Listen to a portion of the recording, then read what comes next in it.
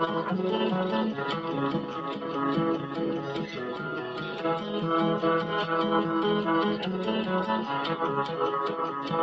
Jersey STEM Month is a month to celebrate all the great things that are going on in STEM in New Jersey. Science, technology, engineering, and mathematics is so critical to our economy and our education pipeline that we need to continue to put more resources and advocate for excellence in STEM. We had the opportunity to host a STEM crawl where people in the community were able to come together and see what cradle to career STEM pathways are for Delran students. Today we have a new challenge. Your challenge is to create a creature that has a superpower.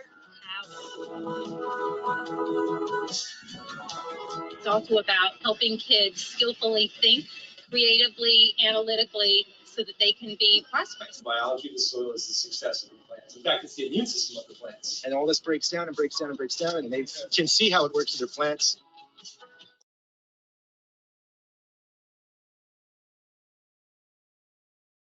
Here is physics because of the professor I met and had one class with him, and I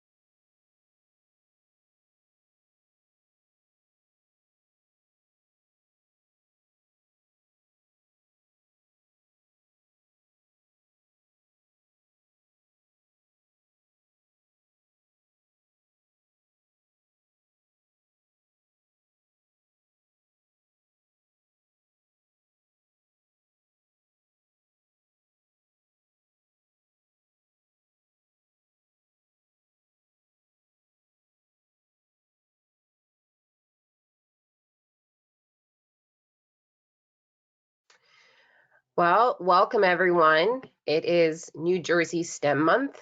We are so happy that you could join us today virtually. This is the 4th STEM Month here in New Jersey. It's you know, the 2.0 of New Jersey STEM Week, which started several years ago. STEM Week had started with about 4 students going to the State House to highlight research work to our legislators, to now, as of our 3rd STEM month, impacting 30,000 learners. So we have come quite a way, and it's really thanks to everybody who has supported STEM Month, many of you on this call year after year. So definitely want to thank you for that. As always, we want to tweet today, so if you can use the hashtag NJSTEMmonth, please do so, and you can always tag at NJSTEM Pathways. Surely we'll talk more about our STEM Month competition, but please feel free to tweet away during this meeting. This is not the first time that we aren't able to gather together in person to celebrate New Jersey STEM Month. At first, we were plagued by the snow. When we had our first STEM month, we actually had to cancel the in-person gathering twice and had to go to a virtual situation. And now the pandemic, this is the 2nd year that we are unable to be together in person. But I am thankful that some of you maybe were able to fit us in your schedule because it is virtual and there isn't travel time and things like that. So. But STEM brought us together initially, and it will bring us together again. There is so much promising work going on in the fight against COVID-19, and New Jersey is definitely a player in all of that. As most of you have seen, probably the FDA approved the Johnson & Johnson vaccine for distribution this week, and it is a very viable vaccine. It doesn't require the delicate handling that the other vaccines need, and it's a one shot. So it's really a great opportunity for us to move forward and to have more people vaccinated and to get to a better place as soon as possible. I do want to quickly thank Shirley Guzman for all of her work for STEM Month. I know that all of you on this platform have seen emails from her and know her, and so I just really want to thank her for all of her work supporting this initiative. I also want to give a shout out to Doug Baldwin. I don't know if he's on the call just yet. I know he did register, and Makers Day. They are really pushing through the pandemic and virtual situations with Makers Day and still looking to impact maybe 80,000 learners over the course of STEM Month. And we are so happy to support them and their work. Without further ado, we do have a special guest here today, Dr. Steve Swanson, the astronaut that you have been seeing in all of our advertisements, has been so gracious to give us some of his time this morning. Just quick background, Dr. Swanson was a mission specialist with NASA starting in the late 90s. He went on 5 spacewalks, totaling 28 hours, 5 minutes, and accumulated 195 days, 15 hours, and 41 minutes in space. It's incredible, and 2,800 hours of aircraft flight. And he also obviously received an incredible honor from NASA, the Distinguished Service Medal. So we want to turn it over to Dr. Swanson and to hear his remarks, and we will have an opportunity for Q&A at the end. Thanks very much. Hope everybody's doing well. My name is Steve Swanson. As all pointed out, you've probably heard a little of my background. I'll go into a little more about that, about my time at NASA. But I work now at Boise State University, so I'm getting a little bit into the education side. And for me, I found that using NASA is great to motivate students in all different ways, in all different levels too. I find it's fantastic to help them become interested in STEM. And so that's kind of what I try to do, is go around as much as I can and help students with this and get them interested in the idea that STEM isn't just about like knowing math and you know, being stuck in a cubicle doing that. It's about solving problems and using creativity to solve those problems, and having a tool set which has math and etc. All the other things we learn in school is your tool set, but you still have to solve these problems. And that's the idea. And I show them how it can be even adventure and excitement and all that stuff in the field of engineering and science. And that's kind of what I go through with. So let me start off and give you a little of my background, and then we'll get into a little bit about space exploration and questions and how it relates to education. I said I actually was 28 years at NASA, and so and 11 of those were as an engineer, and then I had 17 as an astronaut, doing 3 space missions, 2 on the space shuttle and 1 on a Soyuz, but all to the International Space Station. My first shuttle mission was in 2007. It was on Atlantis to the International Space Station, as I said, and we went to build it. It was a 2-week mission, and so we did spacewalks, robotic arm operations to get the piece of the space station that's in the cargo bay of the space shuttle out of the cargo bay and then attached to the space station and all hooked up and operational. That was our mission. So it was about 11 days docked to the space station during that time frame. Very busy, a lot of work, but very fun and rewarding at the same time. So that is my first one, and I was lucky in my first mission to get to be a flight engineer, which is sits between the commander and the pilot, runs a checklist for all the operations on board the shuttle, and then do 2 spacewalks, fly with both robotic arms. Just got to do all sorts of things. It was really a wonderful experience. Second one was about 2 years later, and it was very similar in this way. It's another shuttle flight on Discovery with a piece of the space station, again, to going up and attaching it. And this time, I am a flight engineer again and a lead spacewalker. So my job on this one was to coordinate all the spacewalks, especially during the training phase, make sure everybody who's doing them knows what they're doing. I go out and lead them while we're outside. And so it was more responsibility, but at the same time, it was very similar to what we did the last time. That's was good. And then the third one was, we call it long duration, which is a 6-month stay on the International Space Station. But we're now launching on a Russian Soyuz rocket out of Kazakhstan, which was a big change because that is, of course, imagine a different country is very different and a different language. So we had to learn Russian to do this. And it was a lot of tradition there too, because we launched from the same launch pad that Yuri Gagarin, the first man in space, launched from. And so all the traditions that set up this Russian program for many, many years, you're now part of, and you get to go through all their standard traditions. And that was very interesting, and I enjoyed that quite a bit too. Rocket is much different than a shuttle though. And so that was interesting to learn that aspect of it too. And spending 6 months on the space station, doing the science, maintaining the space station is quite different than a 2-week trip. And really what I look at that is that it's like going to a foreign country. And if you spend 2 weeks there, you definitely get to know things about it. You know, some about the culture, some about the language, some about the area. But if you live there for 6 months, you learn so much more. You're definitely become immersed in their culture. And this is the same idea of being on a spaceship and spending that kind of time in space. Your body and your everything becomes so adapted to this new environment that it just feels natural now to be in this environment. And I'll show you more about that. But to start off with, I was going to, when I was young, we'll start off how I got to be an astronaut. So when I was young, my goal in life was not to be an astronaut. It was to be a mountain man. I grew up in the mountains of Colorado, and I had no idea even about, you know, I mean, I did watch a little bit about space because I watched some of the stuff going on, but it really wasn't that intriguing to me. I more like to explore my backwoods, and that's what I like to do, and that's what I thought I was going to do when I got older. And as I got older, though, I realized that really wasn't a job, or at least one you can make money on. So I had to figure out then what kind of job I wanted. And I realized that I was good at science and math, and I liked science and math. And so I headed down that aspect.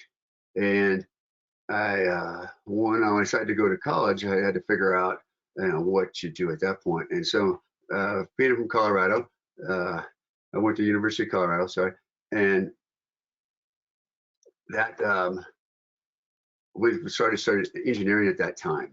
And I have to admit that I didn't even do a lot of research of what engineering. So it took me a while to figure out what engineering I wanted to do and how to get to there. And so it was definitely a process for me that was not straightforward. I ended up getting a degree in engineering physics at the University of Colorado, but I realized that really wasn't for me. It was a good degree for good knowledge, but it wasn't enough hands-on application. And so I had to go back and get a master's in computer science, which I really liked.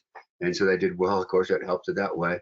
And then that's when I thought about a career in what do I want to do with my life as a career.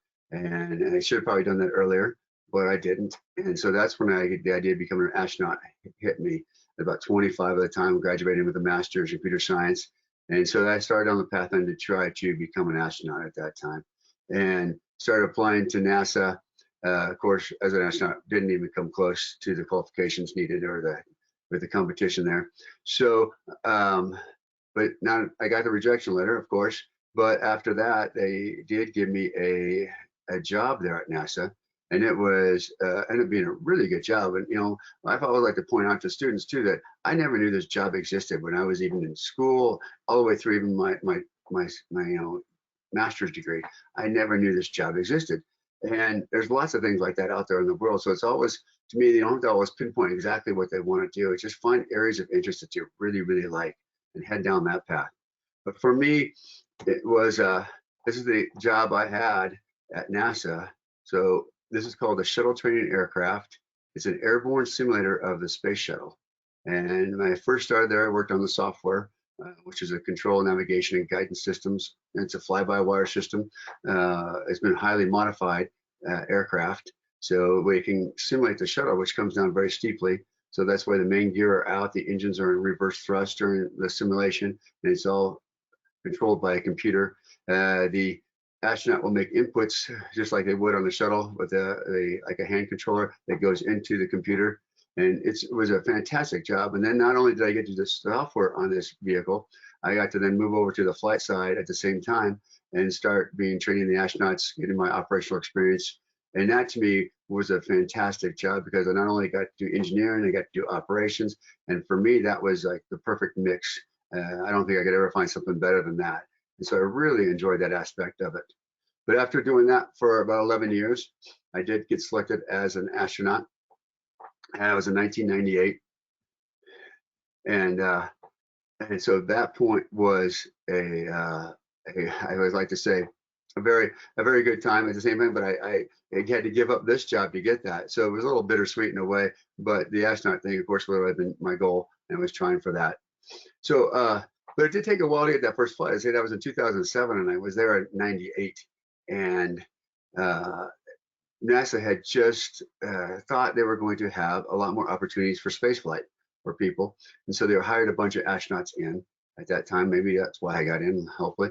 But then it just took a long time to get to the cube because it didn't work out the way they thought it was going to work out. We had many issues come up, other things didn't come to fruition.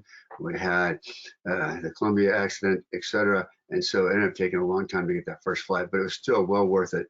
And I like to also point out to students that, you know, even though I did a lot on my way, and I don't only get a master's, I got a PhD while I was working at NASA. I did a lot of work, but I always liked what I did. It was something that never was a struggle for me to learn more, to do different things, from learning how to be a pilot to, you know, when you're trying to become an astronaut, you have to build up your resume a little bit. And so I did from things like ultra marathons and mountain bike races and all sorts of things, but I liked everything I did. And so I like to tell them to, you know, always find things you like to do, you'll do better at them. And at the same time though, don't just rest and not keep trying to improve yourself. There should always be this part of you that wants to improve and get better and better at whatever you do, and try new things and keep doing something different. And I think that helps me in many different things, but I definitely enjoy doing that aspect of it and still haven't stopped that part of it.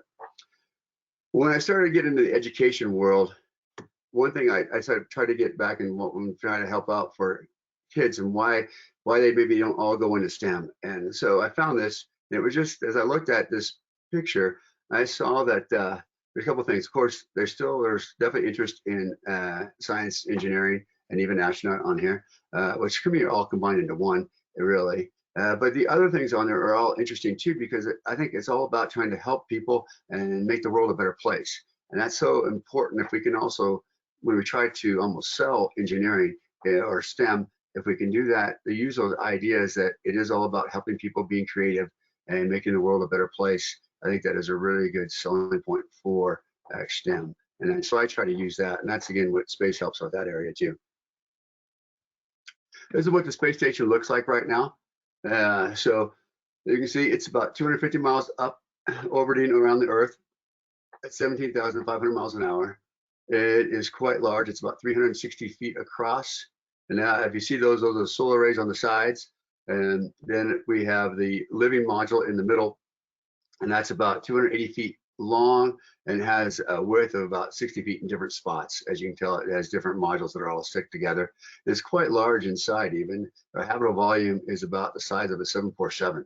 So it's actually quite roomy inside. Now it is filled with tons of equipment and supplies and everything we need on board, but it's still, you never feel like you're that cramped in that thing at all. And so that was a really nice part of being on the space station for 6 months. You never felt like you were locked into a small vehicle, like I guess Soyuz was very small.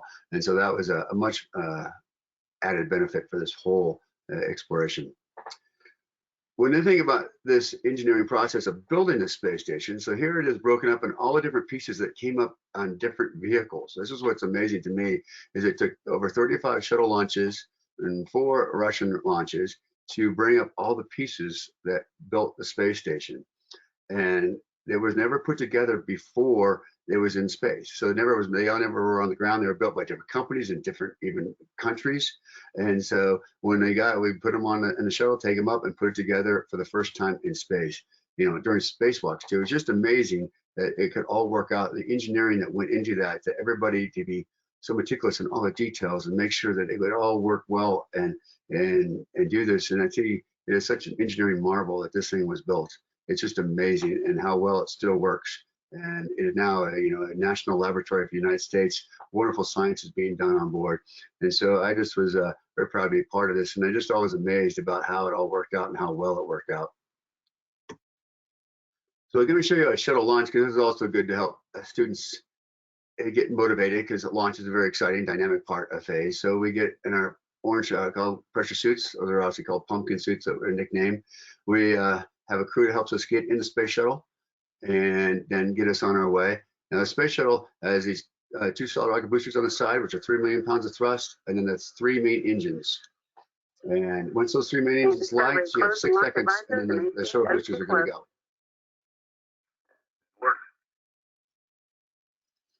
10. Let's go for main engine start. 6, 4, 3, 2, 1. And booster ignition, liftoff of Space Shuttle Discovery, taking the space station to full power for full science.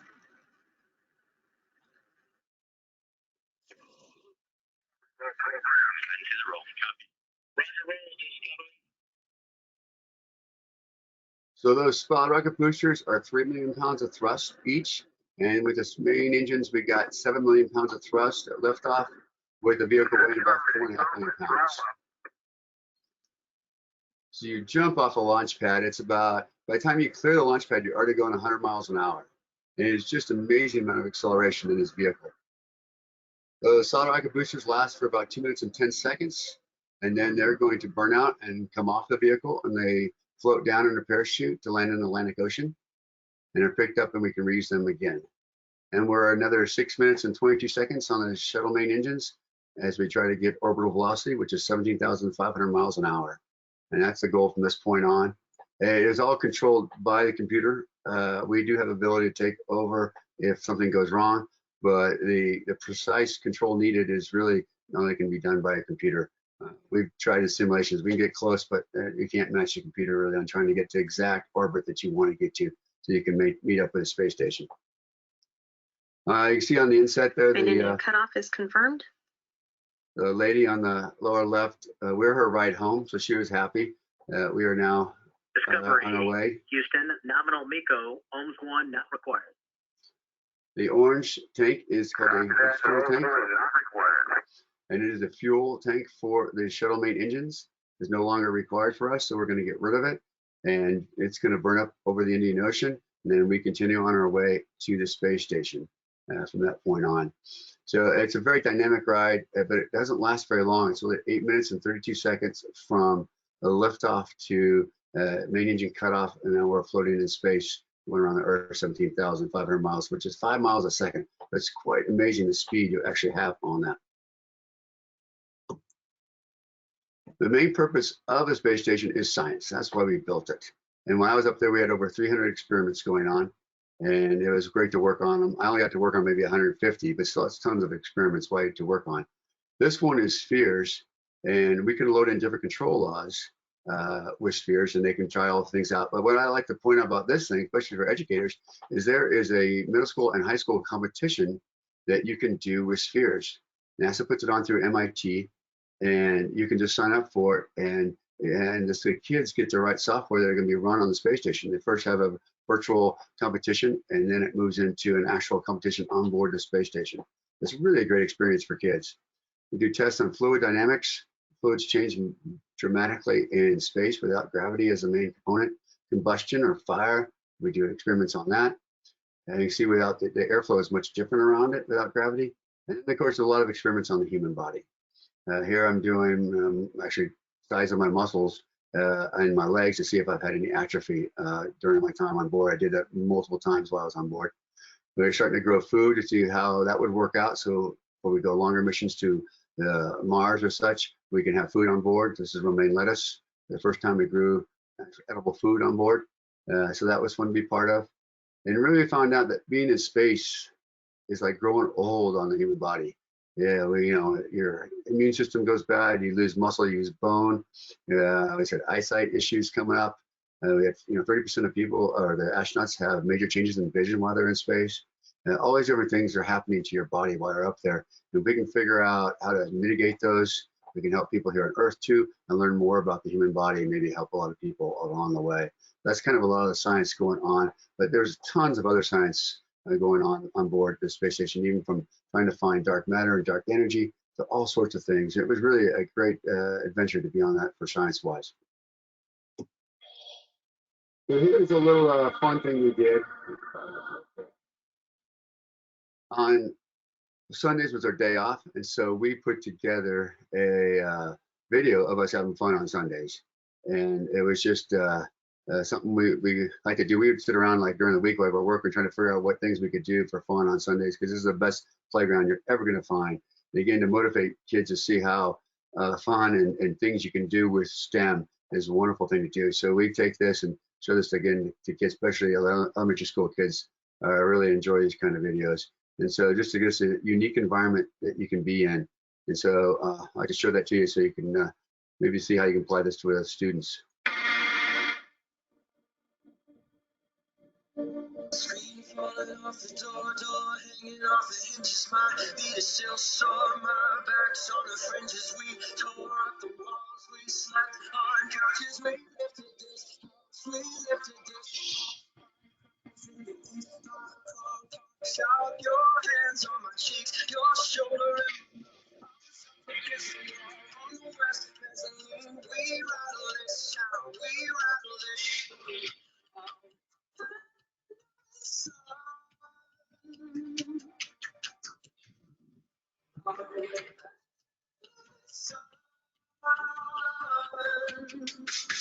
Do you know this house is falling apart? House is falling apart. We got no money, we got lots of time.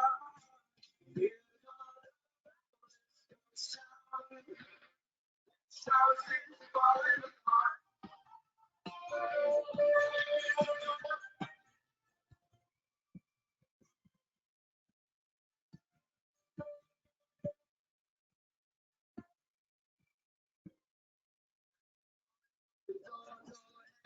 The hinges, he was so somehow. Just we were up against the wall on the west mezzanine. We rattled this town, we rattled this city.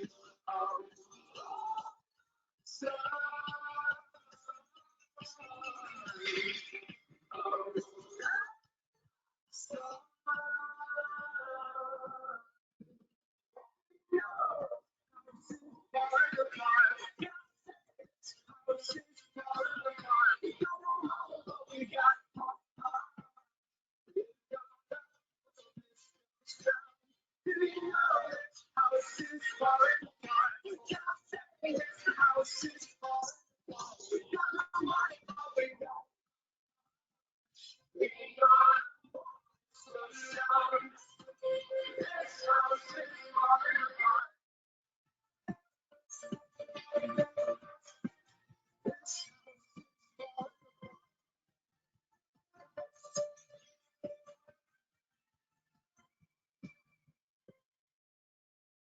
live my life without station wagon ride.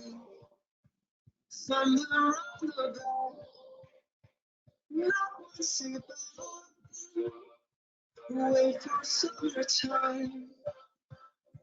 Coming up forever. Now it's alright. Now it's alright.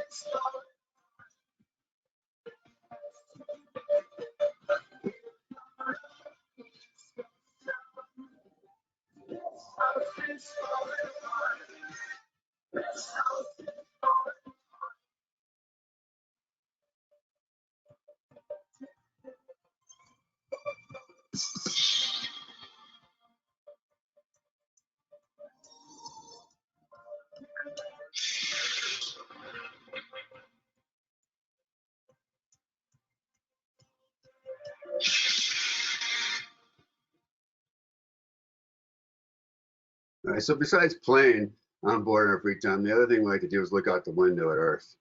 It is such a beautiful sight to see our planet from this viewpoint.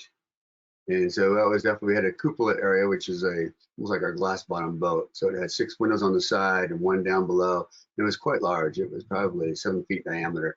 So you can get a couple people down there and get this great view of our planet and just watch it and analyze and study our planet. It was really interesting to watch it from this viewpoint.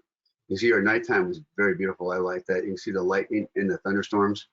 We had there was always lightning and thunderstorms, it seemed to be all around. And so it was great to watch the lightning traverse across the whole line of thunderstorms.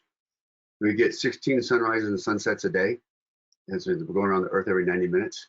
And so that was kind of always interesting to catch those. They happen very quickly and very bright when they do come up. So it was always amazing for those. But this is sped up, but it's a view kind of what you can see from the space station of Earth. And what I like to point out is it is really, 1, very beautiful, but 2, there are no country lines. There are no city, markings or anything like that. It's just one big ecosystem with deserts and lakes and rivers and mountains and oceans. And so you think of Earth as that way. It's just one ecosystem, and we're all on the same planet together. I think it's a great viewpoint for people to understand. We're really not separated as much as we tend to be in our political world. And so this viewpoint, I think, is such a good thing for people to see and to get a little inspired about maybe doing things differently on our planet. What I do now, though, is work at Boise State University, and I enjoy that. And what I try to do there is incorporate NASA as much as I can, but also just help promote STEM in all different ways and help the students have experiences that are more similar maybe than are complementary to their normal academic work. So they're definitely on hands-on, usually year-long courses that they take that are going to be a project-based aspect to them. And it really helps out on that. And so 2 of the ones I do happen to do with NASA, and it's called, NASA has this program called Microgravity University. And the students then are really making a prototype for NASA. NASA come up with a challenge. And we have 2 different areas. One is called NASA Suits, where it's a heads-up display for a spacesuit. And the students have to basically design the informatics system for that. We use the HoloLens 2 now as the simulation side of that, but it's great. And then part of the thing is it's a year long, but the actual test is done at the Johnson Space Center. So the students get to go there for a week. They get to interact with the engineers there and do their test with them and show what they've done on their projects. The other call is Microgravity G Next. And it is a program where they can build a tool for spacewalking, and they get to then test the tool in the neutral buoyancy laboratory at the Johnson Space Center. But it's a great opportunity, and they say that it's all about being more real-world, hands-on projects that they have to get something done, and it's going to be tested by NASA as a prototype. So it's wonderful for the students. I also have a mentor for a robotics team. I like robotics, so we do the competition called the International Ground Vehicle Competition. And it's basically, so it's almost a basic version of, I would say, a autonomous car, but it's just a robot that works autonomous. It's very similar as a car would do. And so we have to do that. And that's, again, great for the students. It's all about them learning how to create a project like that and get it done and working well in the competition. Besides that, I try to reach out to many schools I can in the STEM world, and just what I'm doing here, just to promote STEM to all ages and that aspect of the university. So now I'll take questions if you guys are ready. And so if you'd like to stop doing the presenter view and we can do questions. Great, Steve. Thank you so much. That was incredible. I'm sure you inspire students every day, but you also have inspired Shirley, who thinks that she might want to do this. So we may lose Shirley to space. She did text me during this your presentation. So we have a lot of questions, which is great. I do want to go very quickly to Trish Smyers, who actually is the person who connected us to you, who is a teacher. So Trish, I think you can unmute yourself and you have a question. Hello, hi, Dr. Swanson. You could just never get away from me, right? I'm so fortunate to have had the opportunity to work with him for as his research assistant, putting curriculum together for STEM for after school programs too, over in Boise. So it was a highlight of my career, I will say that. I am here with my 4th grade students. I know you can't see them. They are sitting here listening and inspired. We have been talking about you know, being the best version of self and working with others. And I love how the space station works with other countries, how you have gone up in Suez and how intricate it is, the working atmosphere on the ISS. And they are very curious about spacewalks, what it feels like, and how it is to work with others from different countries and to get that. We've been talking about management, project management, how you get that all together with them. Oh, good. Thanks. Wonderful, Trish, to hear your voice again. But yeah, so we'll start off with working with others, especially from different countries. One, we go through training on how to work with others well, because when you're on the space station, basically for 6 months, it's the same people over and over again every day, and you live with them and you work with them. And so we have to get along well with other people. And we actually, as I do training on this aspect, but I think the main point of that is just keeping open communication. You can't let things fester, so you got to be open, be respectful for other people, and at the same time, and then use humor to help break tension. Sometimes we do that on a regular basis, so that's something I think that really helps and keep everybody bonded together during those long missions. As for spacewalks, those things are amazing, but they also are many different, emotions happen during a spacewalk. It is exciting, it is stressful. You are in a harsh environment. The vacuum of space is not very forgiving, so you have to do everything very well. You have to be thinking the whole way through. Your tasks are going to be difficult, especially in that suit.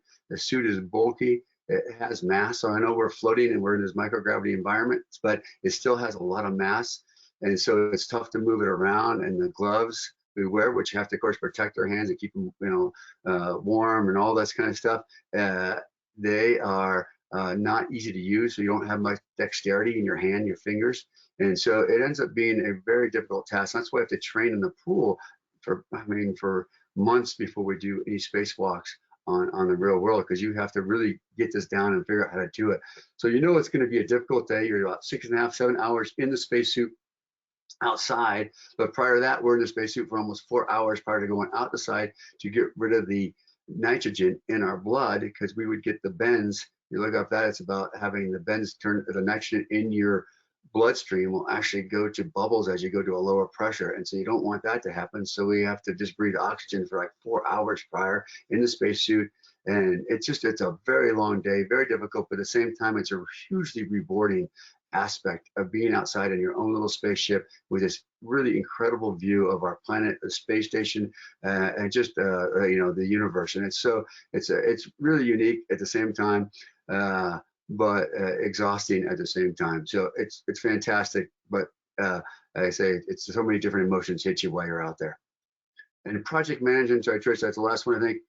And that is something that I also work on with these students, is working on project management. And we will have leadership from the students who will take over as that, and they will run the project as part of their learning experience. And we usually end up having them, that'll be their second year actually on the project. The first year they're working on just the getting the prototype built, and the second year they'll move up into project management if they want to do that aspect of it. And so we'll have that, and it gives them that great experience to do that. And I think that's very important.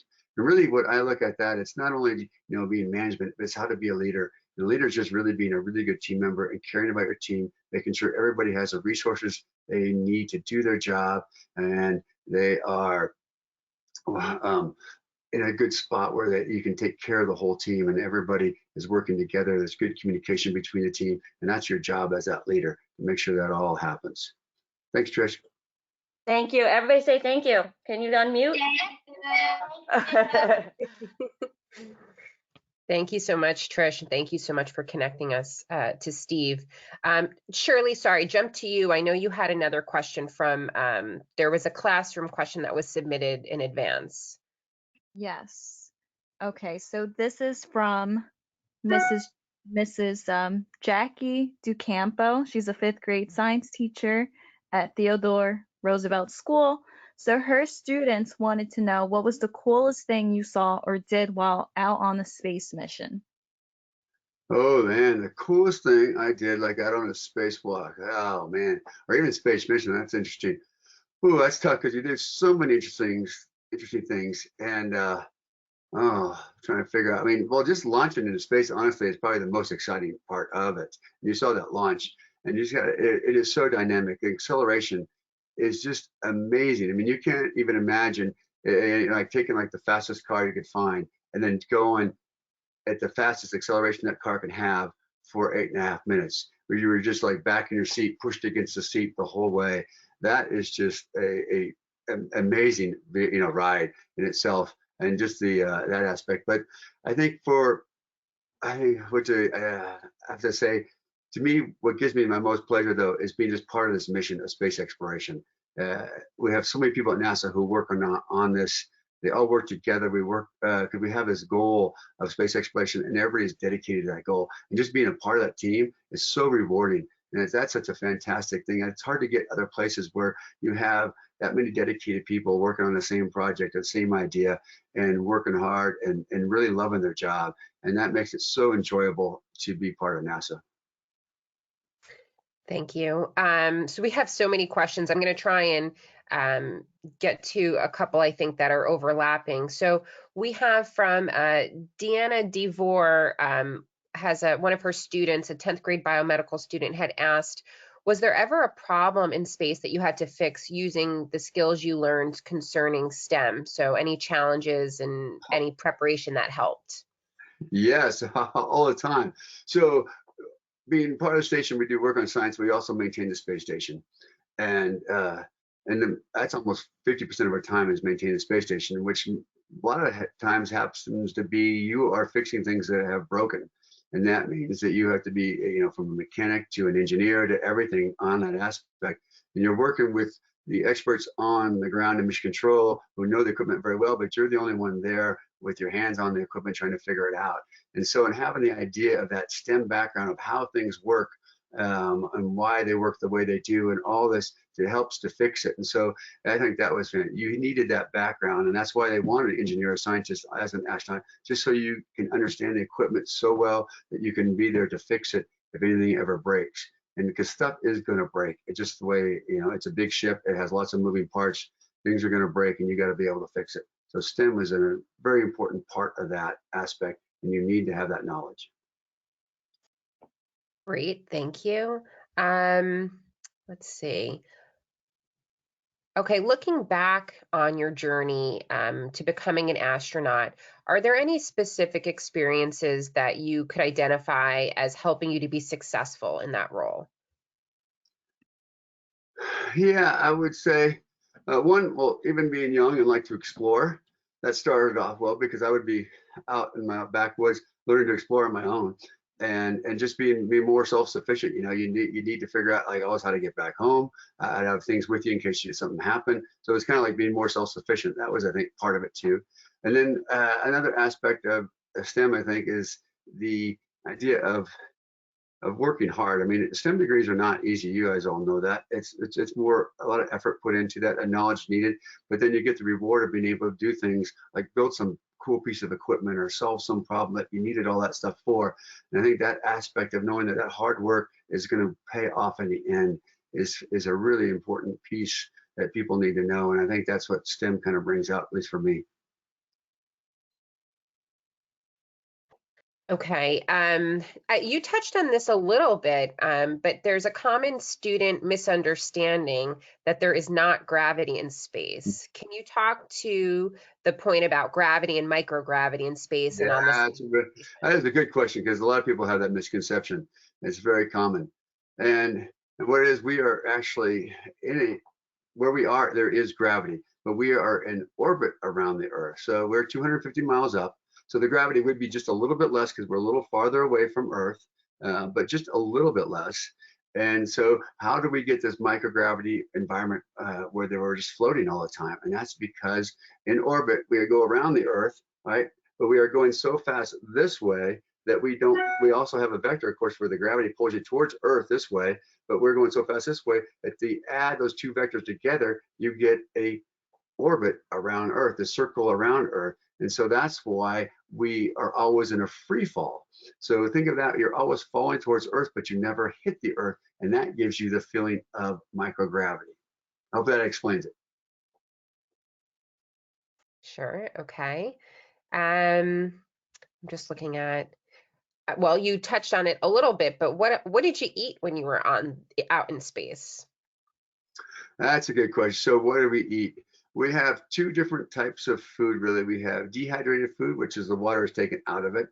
And then we have packaged food that either can be, a few of them were like protein bars you can just buy at the store. But then most of our meals were done by NASA's package. And the reason they're packaged uniquely is because they have to have a shelf life of 3 years to be food on the space station.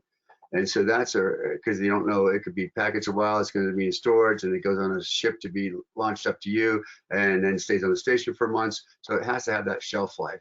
And that's a big aspect of it. But there's also issues with that. Anything really with a shelf life of 3 years and stuff like that usually does not taste very well and does not go very well, especially things like meat. That was never always an issue, trying to make sure that food was different. So that's the area I think that we need some more research on to get better food, and even have maybe fresh food, because not having fresh food is difficult for your diet. Or we're so used to that now on Earth, having all this fresh food we can always eat from vegetables, fruit, etc., that you don't get any of that on the space station. And I think that does change your body chemistry a little bit while you're up there. So the idea of having a good balanced diet is difficult in space. And so we're still working that one out to try to figure out the best way to do that. But we also have to, do it in a way that, can have a shelf life. We can have, doesn't have so much weight to bring up and all that kind of stuff, because that's all very expensive at the same time. So it's all this cross between. But the food type we eat, I say, is very similar to, we could have lasagna. We had, other things like standard, just, chickens, but nothing, I have to admit, it was never really very, the people who made the food, I would say, didn't like spices very much. And so there wasn't a lot of flavor in a lot of the food. And so it was, we had to work on that aspect of it too. But say the food wasn't that different than what we eat here. It just had this, the way it was made was quite different. And it was something that can be improved. Okay. Do you think, the question is, do you think common man will be able to travel to the moon or to space as SpaceX or Amazon claims? So the work that's going on, I guess, in that area. Hopefully someday, yes. And definitely they're going to have a group of astronauts that are not associated with any, not professional astronauts, not NASA anywhere, hopefully launch in a year with a SpaceX vehicle. But the course limiting cost is money, and this vehicle, the one they're going to launch here in less than a year, a very rich person has bought the vehicle to do this, and then he's going to have, I think, 3 other people with him go up and do 2 days in space, just in the SpaceX capsule, and come back. And so that's going to be the first real aspect of being, okay, the common man doing it. But the problem right now is it still is expensive to go to space. And it's coming down in price, but that price is still expensive. And so that's the big limiting factor. And I do hope we get better and better at that and get that price down so that more people can go to space.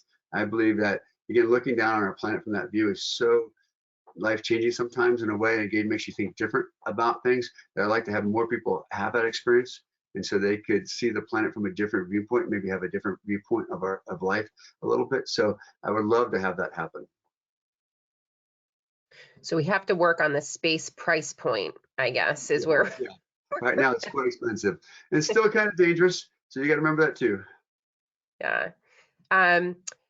Christine Gertain, one of our exceptional teachers here in New Jersey, has asked, were there any physical changes you experienced either in space or after you were in space that you were surprised by, or maybe you were briefed on all of these things, but still surprised? I liken that to jet lag that I experienced coming back from China within 3 days. But is there anything that took you more by surprise? Yeah, there are changes for sure. Some of it, we get briefed on a lot of them, but some of them are more, I guess, interesting to when you actually go through it, you get to really understand it a little bit more. And so when you first get to space, your body has to adapt to this new environment, right? Especially it's the floating environment. And the first thing that really happens is your brain has to almost turn off your inner ear because it's trying to find the gravity vector. And since there is none, it's really confused. And that's why at the beginning we call it space motion sickness, which is just nausea, really. And it's because the inner ear is confusing the brain. And the brain will actually do a really good job and turn it off within a day. And so, and then you're feeling pretty good at that point. It's interesting, doing all those flips, you never get dizzy, you never get any kind of issues because that's no longer working. So you can do that all day long and not have a problem with it. But then it's coming back is when that becomes an issue because it takes like 10 days before that gets fully incorporated back into your system after you get back. So then you're a little wobbly when you first come back. So that's definitely a big change. Another aspect of things that you go through that you wouldn't even think of is, so when we're in the space station, we really don't use shoes or walk anywhere, that aspect of it. And when we do hold ourselves in place, we used actually the top of our feet. So here's like a handrail, and we put our feet underneath it like this and hold ourselves in that way. And so we use the top of our feet to hold us in place as we work. And so what will happen after about 6 weeks, all the calluses on the bottom of your feet will come off. They slough off, and you get, of course, a bunch of dead skin you have to vacuum up, which is interesting. But then you get calluses on the top of your feet, which you didn't expect happen while you're in space. And then so it's like a totally different way your body has to adapt to this environment up there.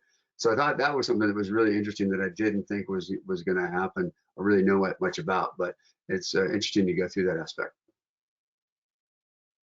Okay, and I know we're at pretty much out of time. I'm going to get one last question in from the students at Cliffside Park High School STEM Academy.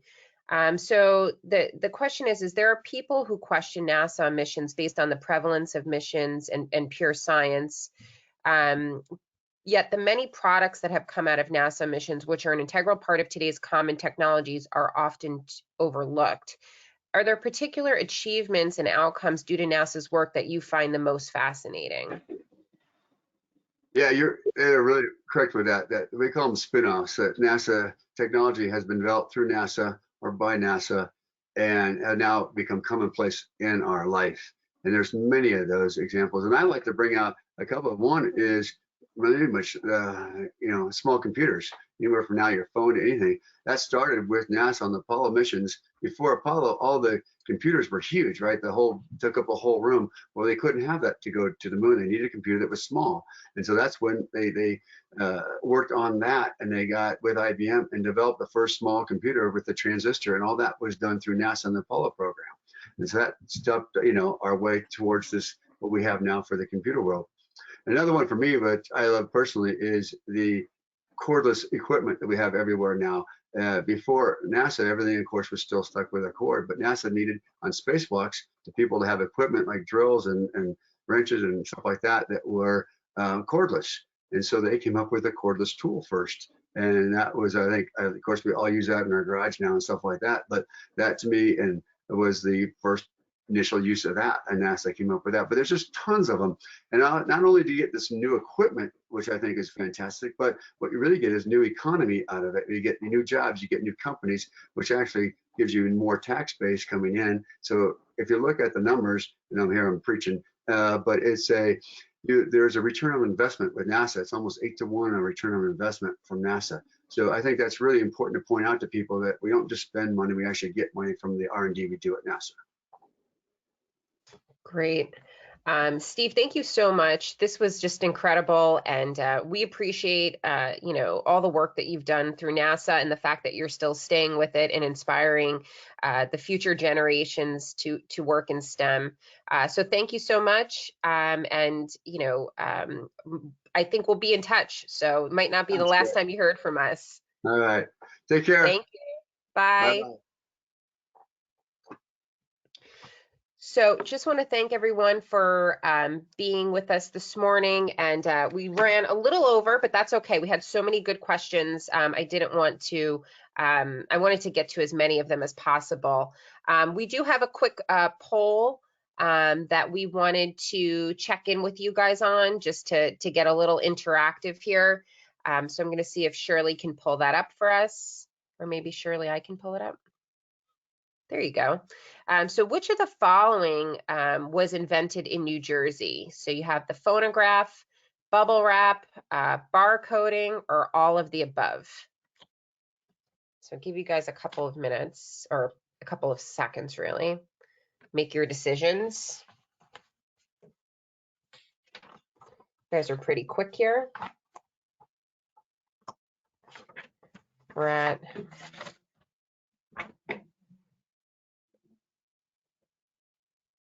I hope no one's Googling.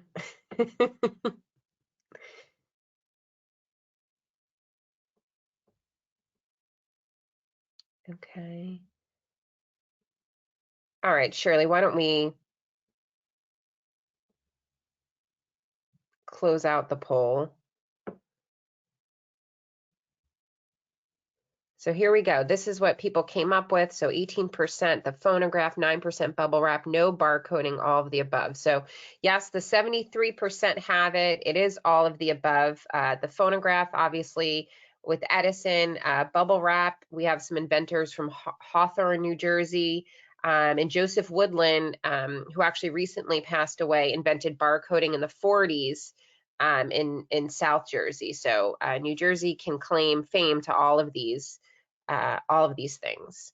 I'm going to turn it over to Shirley with some highlights on our resources for STEM Month. Thank you, Kim. Okay, so as was mentioned in the video that we showed in the beginning, New Jersey STEM Month is a celebration of everything going on in the state related to STEM. Anyone can participate in NJ STEM Month. All you have to do is either host or attend an event that's taking place. Most of the events this year, of course, are virtual. Those still count. You can tweet, post pictures, use the hashtag NJ STEM Month on social media. By engaging on social media, that counts as well. Another option is to write an op-ed or to submit a blog to our website. Anything that you're doing, if you want to kind of just highlight your event, you can kind of put a summary of that and contribute to our blog. We have a lot more resources available on our website at www.njstempathways.org/njstemmonth. And some of these resources are the STEM Month button logo. You can download that, add it to any of your materials, to your PowerPoint presentations. And with NJ STEM Month, you don't have to reinvent the wheel. If you were already hosting an event, a workshop, doing some special presentation, anything in the month of March, as long as you brand it around NJ STEM Month, automatically it counts as an NJ STEM Month event. So that's why it's just so easy to participate in NJ STEM Month. We also have a list of legislative contacts on our website if you want to invite anybody or share some of what you're doing with them. We've put together invitation language for inviting people to your events. We have our one-pager on there, which provides kind of a summary of what NJ STEM Month is. We have an entire presentation that we put together that you could just kind of download and edit as it meets your own event or presentation. We have some press release language on there, an entire op-ed guide, and we have a little media list of some of the local reporters in New Jersey that you could send your stuff to. So these are just some of our STEM Month resources. We also encourage everyone to please, we have a calendar on our website. And when you go to our website, you'll find the calendar under the events tab on the menu, and you can see all of the events that are happening throughout the state. And you can also submit your events. So we encourage this during NJ STEM Month, but also throughout the year, any events that you're hosting, especially events that are open to everybody across the state, please just put them on the calendar so more people can see them. So we have a hashtag NJ STEM Month Twitter contest as well. All you have to do is follow us at NJ STEM Pathways and use the hashtag NJ STEM Month throughout the entire month of March, and you'll be kind of entered into a raffle where we'll pick a lucky winner, and they'll receive some STEM Month swag, the official proclamation, and a few more goodies. And then here I put, we actually were trending a couple years ago on social media, on Twitter specifically, which was pretty exciting. So just wanted to highlight that again because that was a big moment for us. And then I want to give a quick thank you to our NJ STEM Month committee. We have Jim LaPuma and Bruce Bouquier from NJIT. Kim and I, of course, are part of the committee. We want to thank Janine Lanphier. She's from North Brunswick Township Public Schools. And then we have two students in our committee. We have Rishi Shah from TCNJ, and we have Thomas Chen from Morris County High School. And now we're gonna move into our mini grant award winner showcase. So we've awarded many mini grants throughout the years, and these are to be used for event enhancements for NJ STEM Month. So Flemington Brereton School District, their event is Project Impact STEM. And then we have First Tech Challenge New Jersey. They're doing a STEM Girls Month event. And then we have the Warren County Library Beyond Books STEM. So I'm going to now transition over to the Flemington Brereton School District. All right, thank you, Shirley. I appreciate you letting us share a little bit about our event. We are very, very grateful that we had the opportunity to have access to the mini grant. We came up with this idea of Project Impact STEM based on the need for increasing opportunities for students in mathematics and science, certainly during this time of the pandemic. We knew that we wanted to have more experiences for the students to be able to have opportunities to work with teachers, but also have some hands-on despite learning virtually. So if you go to the next slide, what we did was we partnered with PITSCO, and we are very grateful for all of the work and the support that PITSCO Education has given, not only to our ecosystem, but I know other ecosystems as well. And we are making use of their STEM creator packs. These were specifically designed and targeted to be packs that students can work with at home. So they are hands-on opportunities, but they are designed such that students can work on them in the comfort of their own home and then work virtually. So go ahead to the next slide, Shirley. And what we have is, this is the flyer that we sent out. So we advertised to all of our students in grades 5 through 8 the opportunity to be part of this STEM club. They are operating in the afternoon 2 times a week for 45 minutes. And we are hoping to continue them for about 8 weeks or so. We're figuring out exactly how much time we need. We put this out to our entire district. We weren't sure exactly how many students would sign up, and we are so pleased that we had over 150 students sign up to participate. And with the support of this mini grant, we were able to buy some additional kits, and we were able to support all of them. So we have just kicked off our clubs.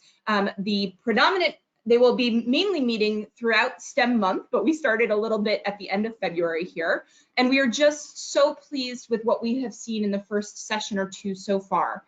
There are 5 different main activities, And our 6 different teachers that are working with these students are taking these and using them as a launch point to really think about engineering and have some of the various questions related to STEM. If you go to the next slide, Shirley, this will show just one particular example that a teacher sent over to me based on their experience so far. So one of the things that they were asked to do was to design an elevator as part of this kit, as one of their kits.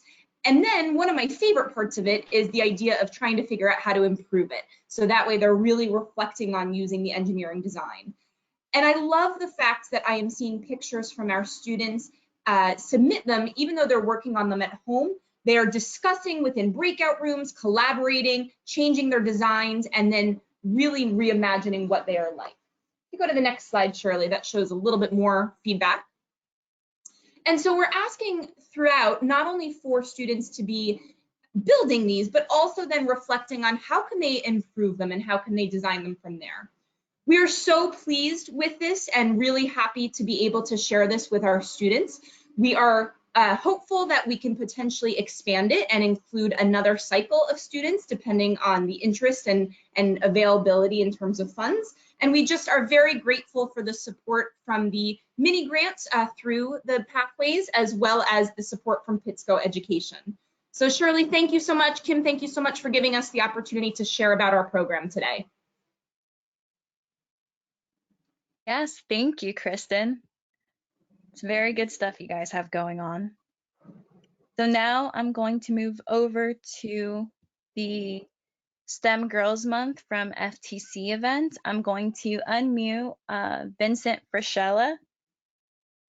Vincent, you're unmuted. Thank you. So my name is Vince Frischella, and I'm one of the volunteers that run the First Tech Challenge New Jersey program. We have students participating ages 7th grade through 12th. In the upper left-hand corner of the slide there, you see some of the robots they typically build. In this case, the robots are trying to put a little gold cube into the lander. We have over 200 teams in New Jersey last year, 8 to 10 members on the team. I'd like to say that half of the members are female, but they're not. So what we're doing with STEM Girls is trying to promote and get more and more girls interested in joining the team and more girls interested in STEM. So you can see below the lander some stats there on how beneficial it is for young ladies to get involved with robotics in high school, and how it has an impact on their choices of college and career.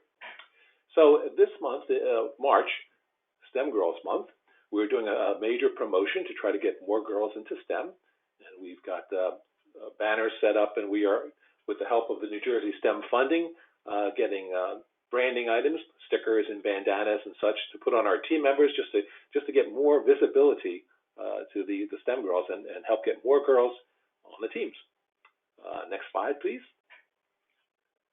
So 2 more slides to show you. They kind of indicate the kinds of things that the STEM girls do, the extra features that we've added to First Tech Challenge for the young ladies.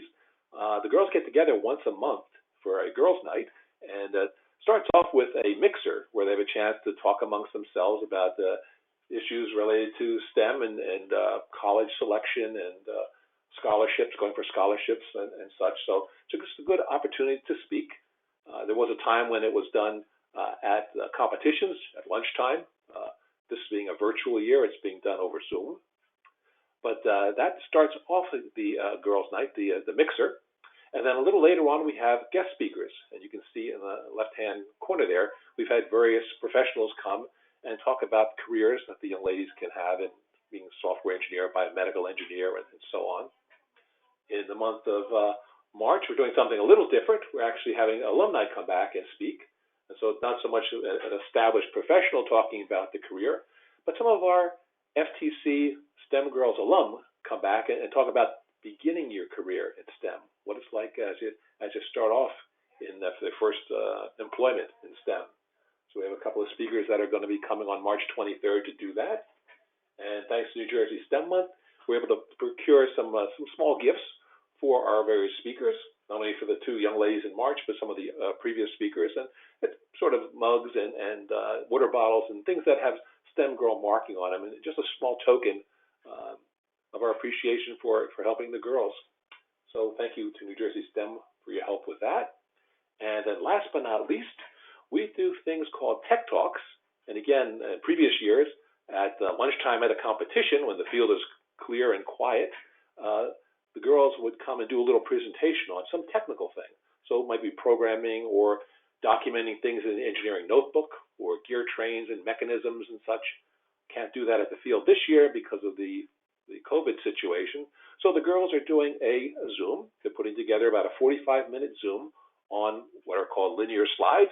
You see some examples on those across the top of the screen. Think about the slides on your kitchen drawer when you pull it out. Well, those can be used in robotics to extend the reach of the robots or enable the robot to lift itself. Usually the more seasoned teams are employing that kind of technology. The girls are trying to train the rookies and everyone that wants to learn how to do it. So on March 9th, as part of STEM month, they're doing a Zoom on that. That's 45-minute Zoom, and then they're going to break it into pieces, in 6 or 10-minute pieces that we can post so folks can watch the snippets and learn from our website. So again, thank you to New Jersey STEM Month, providing some funding that we use for small parts, for some example slides that are going to be demonstrated during the Tech Talk. So that's what STEM Girls are all about. That's what we're doing this month. And thanks again, New Jersey STEM Month. Thanks, Vincent. Also very, very interesting.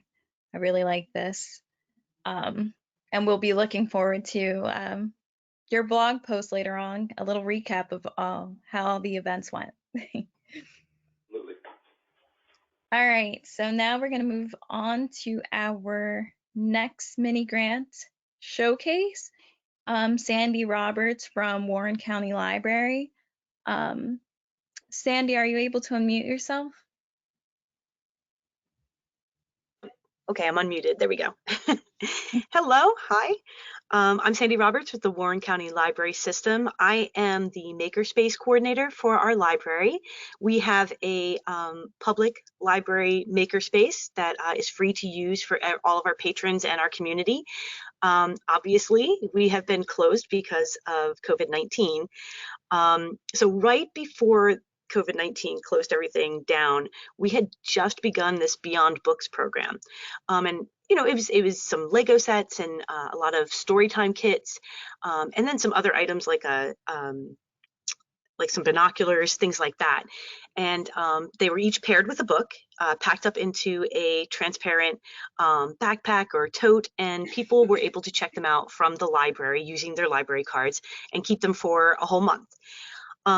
As COVID-19 shutdowns lasted longer and longer, we transformed all of our programming online, doing virtual programs.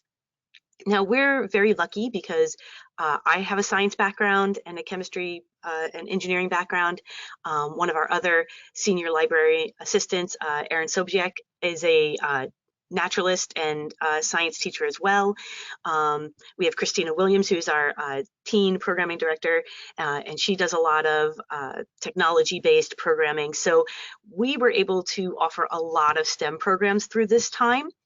You know, right now I think we offer something like, I don't know, maybe 15 or 20 after-school STEM programs every month for our community. And what we realized pretty quickly was that a lot of our schools weren't able to make STEM projects hands-on. It was just an issue with trying to get materials out to kids and make sure that everybody had what they needed. Luckily, as a library, we had that system in place already. We already have a way to circulate materials and to do curbside pickup. So we started giving out kits of materials with all of our programs, which means, you know, I personally make about 150 kits a month to distribute to kids that are taking our STEM programs. When we looked at the use of our small Beyond Books collection, we realized that this was a great opportunity to add more STEM and maker activities that parents and families and kids, or just learners of all ages, could use at home to get that hands-on experience with STEM. So We pulled things from our maker space. We pulled things from our craft spaces. We pulled things from our children's rooms. We used some of the items that we were actually granted last year from New Jersey Makers Day. We were granted money for microscopes and for science lab equipment that we were able to put into our Beyond Books collection. And you know, there's demand for that. There's a real need for that kind of hands-on exploration. So with the grant that we were so graciously given this year, we are expanding that collection to include kind of our low-tech items like lots of Lego sets, magnets, origami quilling, jewelry tools, leatherworking, a nice sewing kit, but also high-tech stuff like a couple of Arduino sets, a Raspberry Pi, a microbit, Makey, Snap Circuits, Little Bits, a Zoom kit with a ring light and a webcam, a stop motion animation kit. And all of these are paired with books from our collection so that people can learn how to use them. We're tying in that literacy element for kids, and all of these, you know, people can just check out with their library card and explore at home. So we're really excited to be adding to that collection because we've kind of pulled everything that we had on hand and put it out there, and being able to add to that means that people can learn even more from home.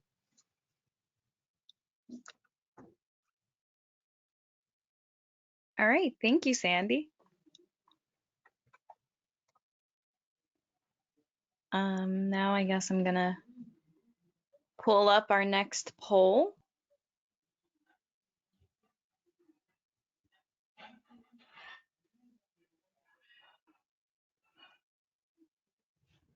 So this is a true and false question.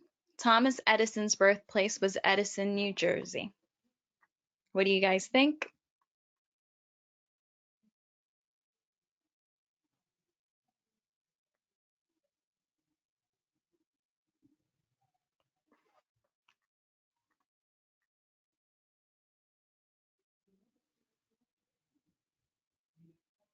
We got about half people voting, half of the people voting. If you guys want to vote, put your answer in.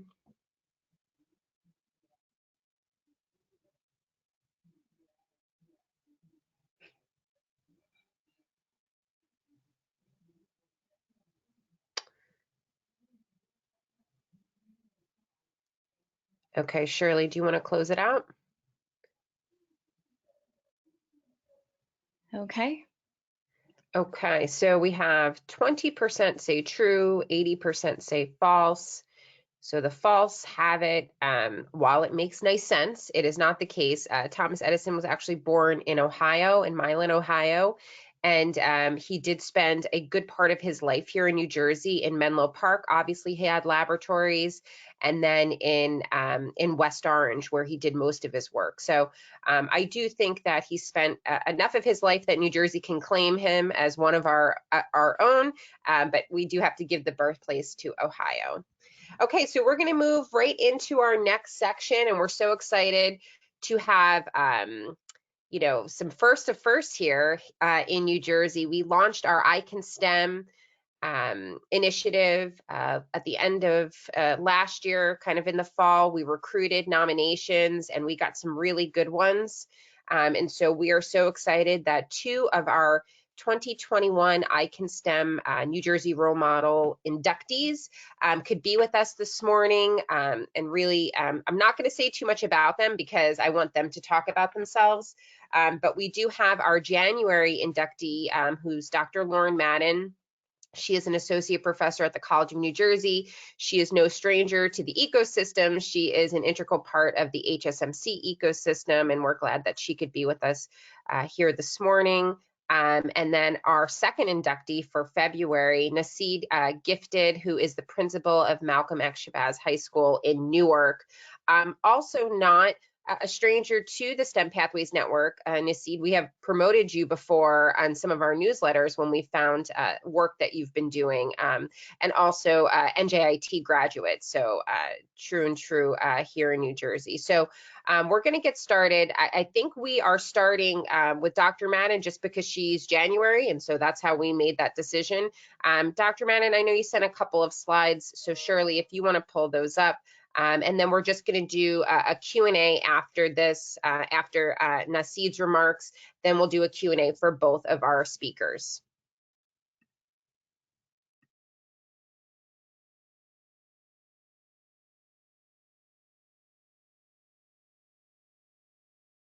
There we go. I'm sorry, I'm a little bit unfamiliar with this format, but hi everyone, I'm Lauren. You can go to the next slide. So Kim asked me to think a little bit about what my STEM journey was, and I wanted to make sure I didn't miss parts or ramble a little bit because I tend to go on tangents from time to time. It was such a flattering honor and a surprise to get recognized as the STEM role model for January.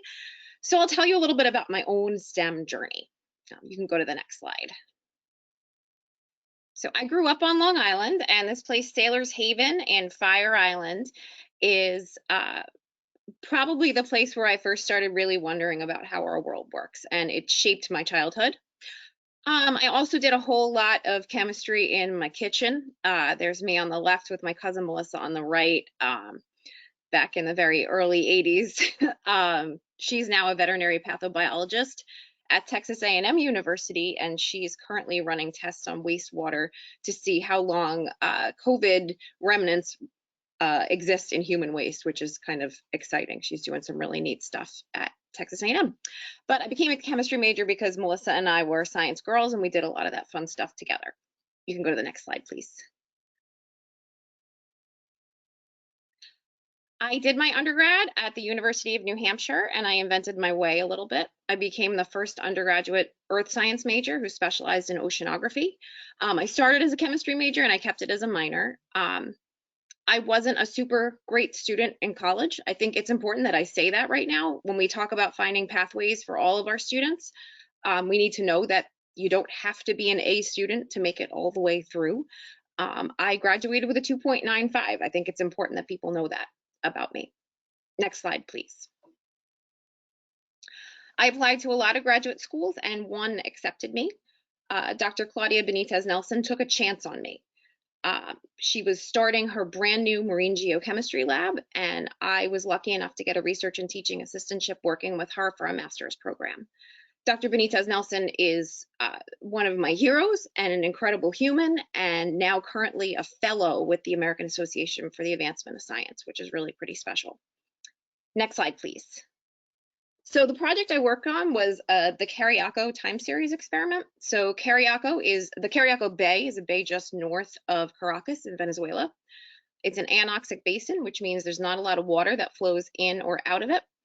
And so particles that grow on the surface sink there and stay there. So if we want to study how things sink carbon, so how organisms in the ocean take in carbon dioxide and put it into their bodies, or get eaten by things that put it into their bodies and sink, that tells us a lot about how things change over time.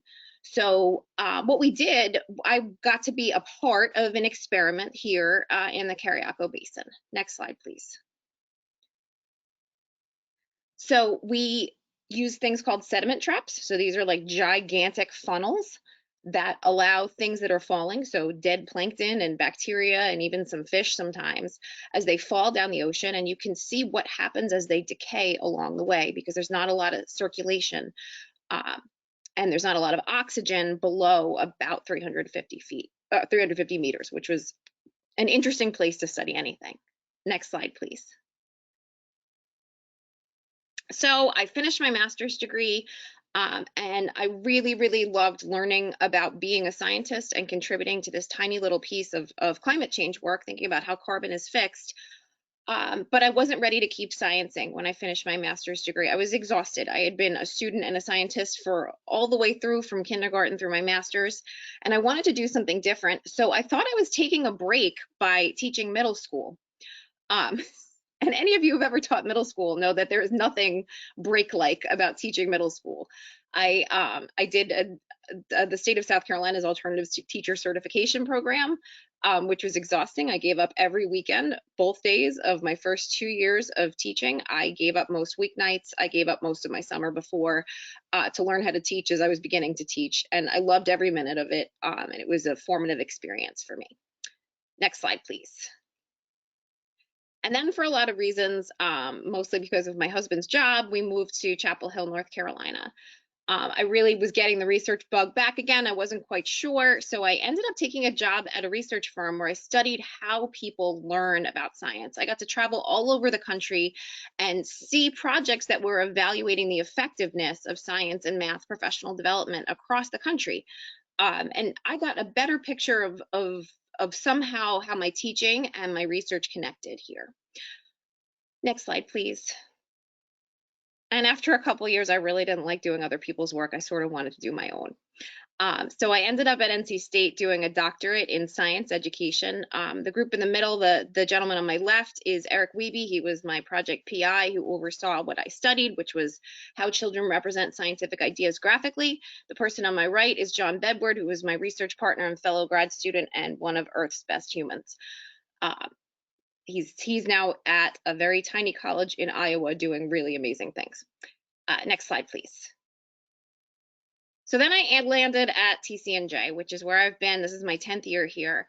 I do a lot of different work in science education, STEM education overall, and environmental education. And I recently started a project doing professional development for teachers around climate change and marine science education. So this feels like a 20-year loop that's finally coming back around, and I'm getting to tie together all the things I've ever wanted to do. Next slide, please. But what is the pandemic getting me doing and thinking? I'm really curious about what the in-between looks like when we return to school normally and we aren't quite past the pandemic. How do young children work in classrooms when windows have to be open year-round and they're wearing heavy coats? Thinking about everything from fine motor skills to sharing of science materials, what's going to happen next? In what ways can we privilege and leverage real-life skills and problem solving that children have acquired over this last month, and how can we really acknowledge that knowledge is just as important as the book knowledge and the computational knowledge we could give them? And how do we highlight STEM innovation that emerged throughout the pandemic in this instruction, through our instruction as early as kindergarten? The truth of the matter is we're getting through this crisis through innovation. And how are we making sure our students and our children see that this crisis is being solved by innovation in STEM and creativity? I also had a little bit of time to do a little writing and thinking about how my own teaching and my own work with my children at home was affected by the pandemic. So that's about me. I think that's about it. And I'm really flattered and so grateful that you guys selected me for January. Thank you so much, Dr. Madden. And I think, just incredible, really. I mean, we knew your story, but it's really incredible. And I think sharing the GPA is important. And now I'm going to have you come talk to more students, because our Merit Scholar students through the R&D Council, who are community college students, are nervous about transferring to their four-year institutions. I think half are nervous and half are super confident, which is good. And some of them I find interesting where they have 4.0s and they've taken really deep science and STEM courses, even at the community college level, and they feel like they're not going to do well. And I'm like, nothing has demonstrated that for you. You have conquered every single challenge you have gone through. Just, you have to believe in yourself that you can do it. And I mean, so that's incredible. So we will be back to you on that. But we're going to save the Q&A till after. So we have Principal Gifted, who is next, and he is in the thick of a lot of the questions that you posed with the pandemic and with running his school. But let's have him go ahead and tell his story. All right, first of all, good morning, everyone. Thank you for having me, Kim, NJSPN.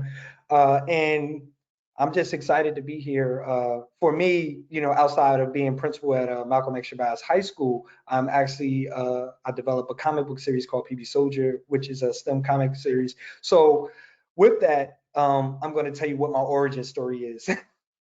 So for me, my STEM pathway started with an experience that I had in my 10th grade year. Just like any 10th grader, I didn't know what I wanted to major in, but I was one of 10 students in Newark, New Jersey, who had an opportunity to be a part of a robotics program. I know we spoke about robotics and the impact that robotics have. I got an opportunity to work with engineers from AT&T Bell Labs at the time. This was in the early 90s. And up until that point, I had no idea idea of what I wanted to do with my life. And with that, one of the things that was so impactful for me, which is still impacts me to today, is that I got to work alongside an engineer that looked like me. And that was the more powerful thing. And from that day on, I knew that I wanted to major in engineering. Fast forward, I go to New Jersey Institute of Technology. I major in electrical engineering. So that was a part of my STEM journey. With that, I did well in mathematics. I did well in science. I struggled at writing, being able to convey ideas, be able to put those presentations together. That was one of my struggles, but my college experience allowed me to be able to cultivate those skills and work on my weaknesses to be able to move forward with that. So I majored in electrical engineering. I graduated with an electrical engineering degree, and I worked in the power industry for a number of years. And then I looked to transition. And as I was transitioning, one horrific event that happened that rocked the whole world and the whole country, which was 9/11. As I witnessed the horrifying events that happened with 9/11, I was actually in my transition period. I actually had an opportunity to save up enough money during that time. So I was actually traveling the world, right prior to that, when I was making my transition, because I never really had those opportunities when I was in college or as a kid to be able to see the world and be able to do these things. Coming from a single parent household, a mother of 4 of us in a 1-bedroom apartment and everything, being able to, navigate through that, and then moving into the engineering field where I was making a significant amount of money for I was a thousandaire for, those individuals who are out there. I was a thousandaire, and that was way more money than I've ever seen in my entire life, just because I was moved into something I was super, super passionate about. And then once again, when I looked at transition, the industry was so hot. I would put a resume out there and get 5 opportunities, be able to name my own price, do all of those things. And then when 9/11 happened, the whole industry shrunk. So one of the things that I did as in college, as well as while I was still working as an engineer, was I had this personal mission to influence or inspire the next generation of technology leaders. So I did workshops, I did all of those things. And then that was a natural progression into how I got into education. So during this time, while I was looking to move back into the engineering opportunities that kind of, like I said, the industry shrunk. I was still working with my former high school with the robotics team, and then got an opportunity to do some substitute teaching while I was still waiting to find, my next opportunity. During that time, I actually had a long-term position at Arts High School where I got to work in a math class. And when I got to work in that math class, I was touched. I was touched by the individuals, the students who empowered me to say that, wow, this education piece may be something that I maybe want to be into. And then fast forward, I went from substitute teacher to math as well as robotics coach, department chair, vice principal, where I led the pre-engineering academy over at Central High School, and then now transitioned into being principal over at Malcolm X Shabazz High School, where we developed our STEM academies. We actually have 3 tracks. The one track, of course, is biomedical engineering, because we know how we wanted to make sure that we expose our young people to the various opportunities, the growth opportunities that's out there within the STEM fields. We developed Gerald Lawson's Video Game and App Development Academy, as well as Madam C.J. Walker's Natural Health and Beauty Sciences Academy. So those are some of the things that I've been working on, throughout this journey. But the main purpose was to expose, excite, all of the individuals in the STEM fields and the different opportunities that are afforded within that, because we know through the research and through the statistics that a number of the opportunities are being outsourced overseas and not being able to take advantage of those opportunities because the talent pool is so small. And then also making sure that we afford those opportunities to Black and Brown individuals who make up less than 5% of the whole industry. So one of the things that I've noticed that from the research is when we, especially for the young people who are looking to move into the STEM fields, it never was the science that 30 out of the individuals who major in something in the STEM fields, 30 a high number, which is 64% change their major upon moving into that. And the research has shown that it's not the science, of course, it's actually the mathematics. So when you get into the higher courses in mathematics, differential equations, as an engineering student, I took Calc 1, Calc 2, Calc 3, and differential equations. I was like, wow, whew, I'm done with math. But then, of course, now it became applied mathematics within the engineering. So now I'm doing Laplace transforms with circuits and everything else, within my classes. So the mathematics is always there, and then that is also a turning point for most people. So being able to build those supports in place to make sure that we are successful, because as you move up into the higher levels of math, one of the things that I've learned from just being a mathematics department chair is math is a visual language, and you need to be able to make those concrete connections to the mathematics in order to be able to see it. What most people who teach math have a cursory or abstract view of it, and because of that, they only be able to teach the surface and not be able to make the connections and everything. Coming from an engineering background, it allowed me to be able to see those connections in engineering, applied science, physics, and everything else, from the distance time graph to how the change in distance over time becomes velocity, which is also the first derivative. And then if you take the second derivative, which is the change of velocity over time, which gives you acceleration, how that's the second derivative, and then taking integrals to get you back to what distance is. So all of those things have been factors that have led me to this point, and hope to, like I said, inspire that next generation of technology leaders and looking to increase the number of Black and Browns in this field, because there is a very high disparity, especially even with women as well, to be a part of that. And been using vehicles as robotics, vehicles such as robotics, as well as these various tracks, to be able to combine industry individuals with higher education, to be able to set the standard for college and career readiness. And that has been a part of my journey, as well as my work throughout these last few years.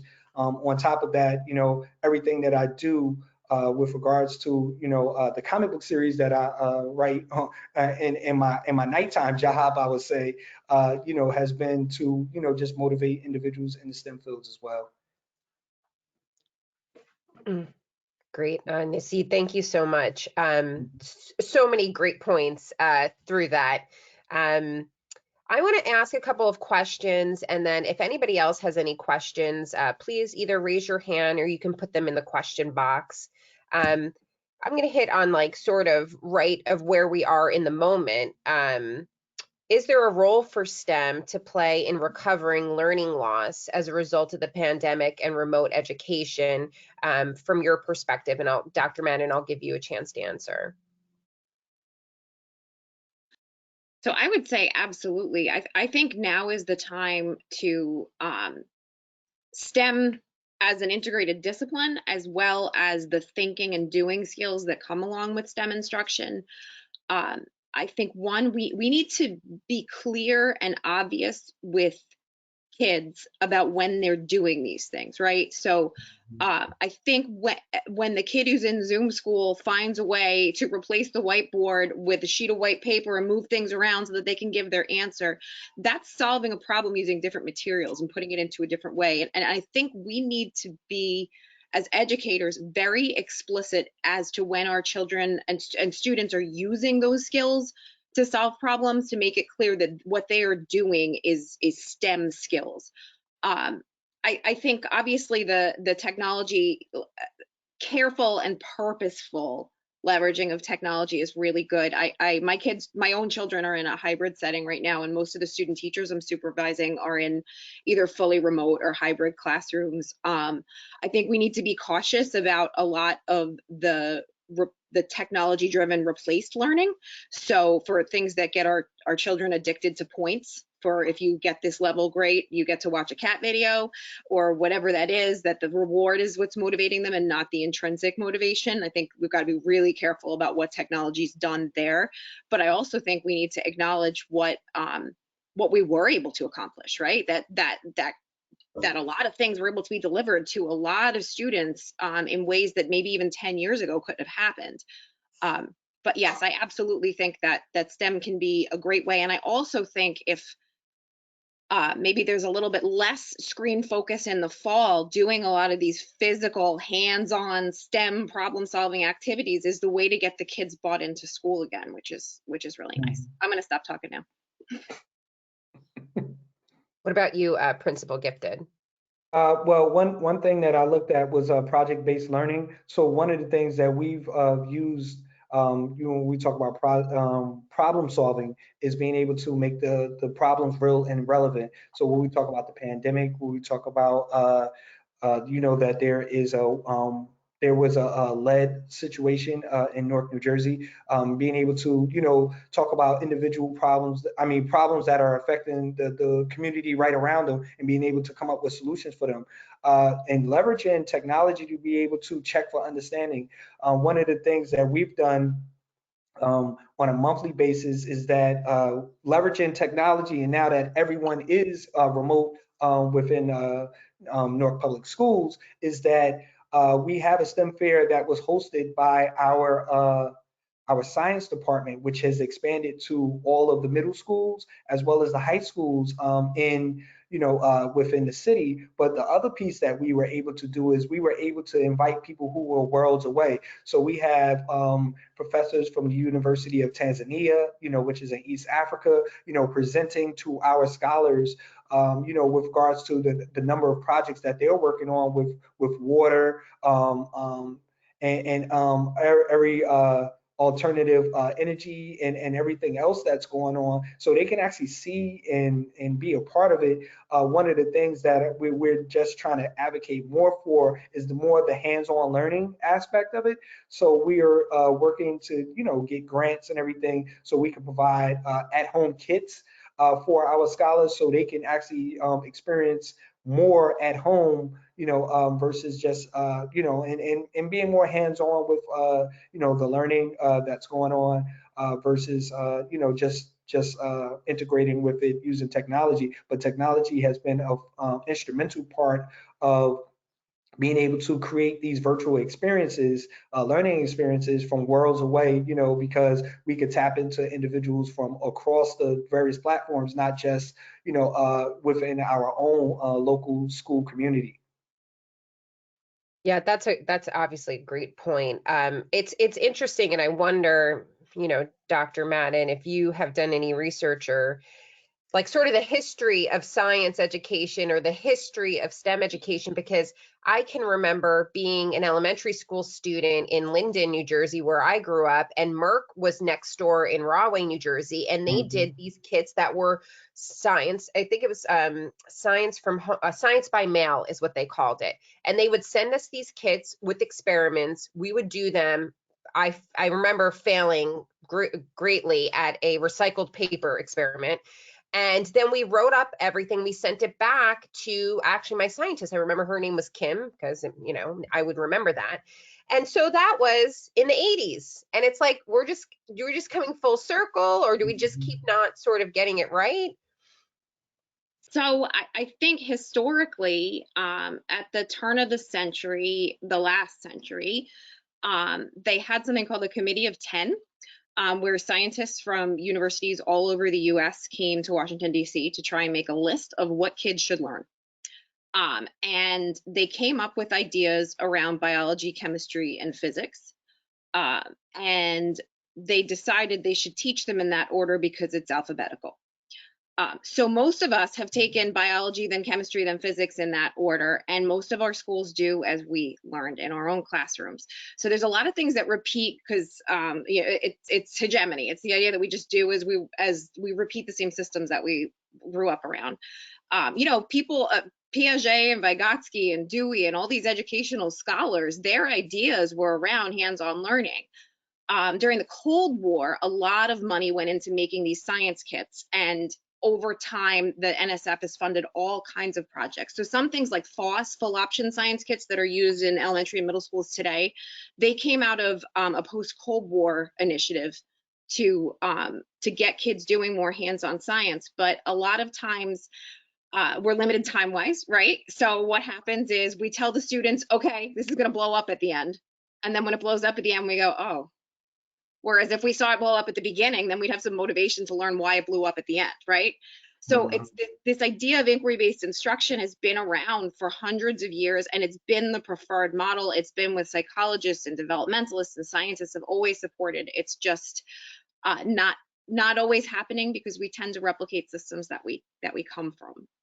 But that's and I also, can I just make a quick comment about the mathematics too, because I really appreciated what Principal Gifted was saying about the math is the thing that might hold some students back. I've been working with Dr. Benny Chan here at TCNJ. So he works with students who are primarily Black and Brown students and first generation students in the summer, in a summer academy before their freshman year here at TCNJ to try and help in STEM disciplines, to try and help mitigate some of the differences that can emerge in the research. And there's a big difference regarding math, right? So calculus ready students come in at a huge advantage because most of your science and engineering classes build on that calculus. You've got to have through Calc B for most of these classes, oftentimes more, as Principal Gifted shared. And I think really thinking about how we're going to set the tone there. And I also think coming into school this year, the best case scenario is Zoom calculus for most college freshmen. So we're going to have a lot of students, even those who come from very advantaged backgrounds, coming in with a little bit of a math deficit. And I wonder how in higher ed are we going to adjust? And is that going to make us pay better attention to meeting our students where they're at and providing better supports to get them calculus ready before the school starts? So I think we actually face a really interesting opportunity with regard to mathematics right now, and possibly a way to meet the needs of the students who need a little more math. And it has nothing to do with them not being able or not being well qualified or not being hardworking or prepared. You know, maybe we're in a position where things in higher ed are going to shift a little bit, and I think this is an exciting opportunity to see what happens next fall. Yeah, let me just get to one of our attendee questions, and I'll go to Principal Gifted and see what you do in your high school. The question was, how do we shift the language from STEM to STEAM to truly show cross-disciplinary learning? And research has found that Black and Brown students specifically learn better with the arts at the forefront. Well, for us, we do implement STEAM. We coined the term STEM. You know, so that's where our video game and app, Gerald Lawson's video game and app design comes in, where we know that there's a high interest in video game design or video games in general, and being able to use that passion and the art and everything to be able to now take that and break it down to, like, how do you develop your own game? You know, what's the programming? What's the language? You know, what's the algorithms and the coding that's involved in being able to do that and being able to set that up. So that is a part of it. And then using that as art, you know, within engineering and the project-based learning aspect of it, you know, just understanding the aesthetics, the design, you know, aspect of it as well, you know, as you're looking to solve the problem. So art is integrated into it. We just don't say it as much. For me, art is a part of all of the stuff that we do. But I think STEM is the first term that most people will have recognized and kind of coined and very familiar with. But you know, using that, especially when you're looking at a cross-disciplinary curriculum, you know, where we're trying to integrate these projects throughout, like from a math lens, from a history lens, from a ELA language arts lens, and just being able to accomplish a common goal, you know, with regards to that. Because one of the things that we are doing with the academies is that we have a capstone. So the capstone is to develop a product or service, and then of course showcase that in front of a number of panelists. So we have like a Shark Tank format. So when they get into their senior year, they could be able to showcase that. So be able to build those skills as far as presentation and everything else, besides just developing the actual product or service. Yeah, I feel the same way. I mean, I think you said it perfectly around we say it's STEM, but the A is in there. So I appreciate that. Something I wanted to touch on is we work a lot at the STEM Pathways Network and the Research and Development Council employers.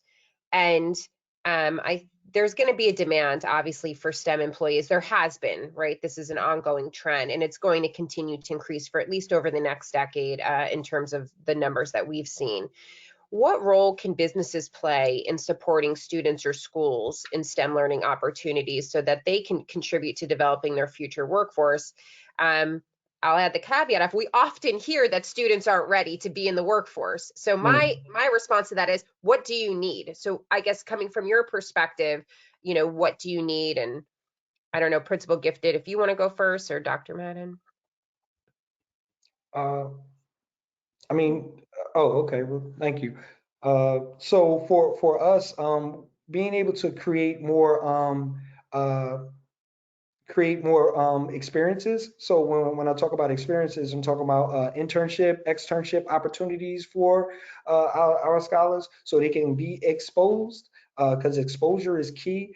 You never know what level of exposure will be able to change, the mindset of that individual, and then partnering with industries. So one of the things that we've done, we partner with higher ed, we partner with industry. So we have Stryker is one of our partners. So when we talk about that college and career readiness, we want and this is the the infancy stage of our partnership. So let me fully divulge that. But the vision of that is that our scholars will be working on industry standard projects, alongside some of the industry partners. So now when we talk about college and career readiness, like this is something that they are already doing in industry, and is already aligned to, as far as the various skill sets that are needed to be successful in that. And then being also mentored, with regards to, what it takes to get to that next level. That is a part of the work. So being able to partner with industry as well as higher ed, because higher ed, where we tying into NJIT, we're trying to get our teachers, industry ready as well, because our teachers will teach what they are comfortable with teaching. But if they do not have knowledge of a particular subject, a particular topic or whatever, they won't dive into that. They may mention it, but they won't dive into it. So we're trying to make sure that we provide staff development so they can be in the know of what's going on in the industry. So when we could do these cross curriculum projects, they are ready from all levels with regards to that. Great. I would say too, also on the other side is maybe, I know I need to do a better job of this, but maybe exposing our students to some of the tedious nature of STEM work too. That sometimes you're going to be doing an experiment that takes weeks or months, or you're going to repeat the same procedure over and over again every day, all day long. And that doesn't mean that your job is tedious. That means that it takes a lot of meticulous and careful repetition to contribute to a bigger picture problem solving type situation. And I think as a teacher, it's important to do that. We find a lot of our career changers who pursue MATs, who leave STEM professions, are saying, well, I did the same thing all day long in a lab and I didn't want to do that. And I know if I was a teacher, I'd get to do something different all day long. And I think that it's important that we let students see where the hard work and the tedious work fits into the big picture, because it's incredibly rewarding, but it's not rewarding on the time frame I think we tell them about. The other piece too is just these opportunities. Actually, this happened yesterday here. My husband works in a STEM discipline. He's in engineering, and his company needed some CAD drawings done of some models. And normally they outsource it to a company to do it quickly. And he said, you know what? I want to give a student a chance. So can you connect me with somebody in mechanical engineering who might be able to find a good student who's had a CAD class already, who knows what they're doing, who can do these drawings for us, and they could put that line on their resume. And if it's done well, and if it's done in, quickly, then maybe this summer I'm going to offer that person an internship. And I think, from the other end, it's giving students chances, even if they're small things, even if it's a small task that they're capable of. I think on both directions, we need to be good about offering those kinds of opportunities. I was very proud of my husband for doing that. I've been here 10 years. It's the first time he decided to do that, but I think it was a good job. And I'm glad that one of our students in mechanical engineering is going to get that chance. I will say I just was on a call earlier this week with an employer, actually, if Christine Gertain is still on here. She probably had to jump off for class, in Tom's River, who works in the defense space. And he said, oh, I probably could use some interns, but I don't even know how to go about doing that. And so sometimes we just end up doing it ourselves. So some of that is outreach, I guess, on our parts too, to let the industry know that we're available to make those partnerships. And I think at the SPN state level, we're trying to figure out how to systematize those things so they're not the one-offs or just based on a connection, that there's an actual system and infrastructure in the state that supports the development of those relationships and experiences between industry and our K through 12 and even higher ed systems. Also making copies and cleaning glassware and doing some of the things that feel like the almost the grunt work of a lab, you still get to experience the conversations around discovery. You still get to experience I wonder why that went wrong, and hear those scientists and engineers talking about how they're working through those problems. I think, sometimes tasks that might seem really small, like, oh, I could do that myself, simply being in the room changes things for students. And I don't think there's anything wrong with giving students what seem like small tasks to allow them to have exposure to the culture of STEM.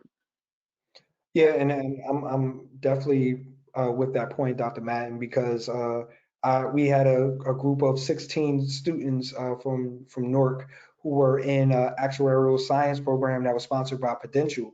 And one of our scholars, placed second place in the case competition. Never been exposed to any of this, but because of given the opportunity, being able to get to the table and everything, and working alongside some of the individuals at Prudential, was able to thrive in that area.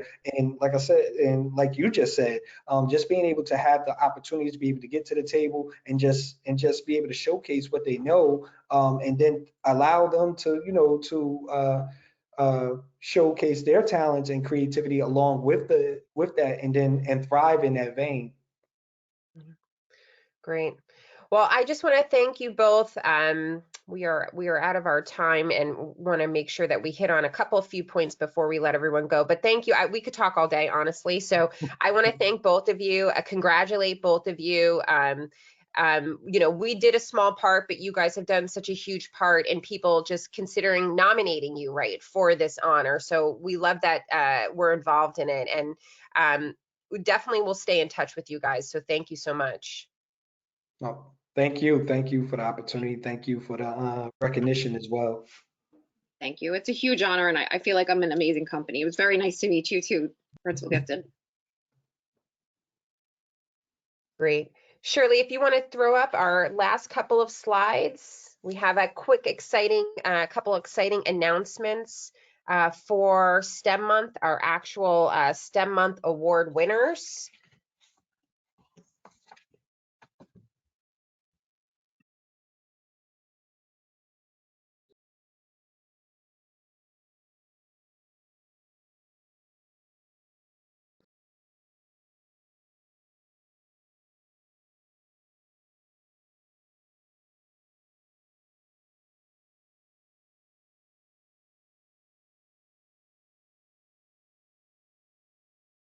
While Shirley is finding her presentation. Shirley, are you able to share your screen again?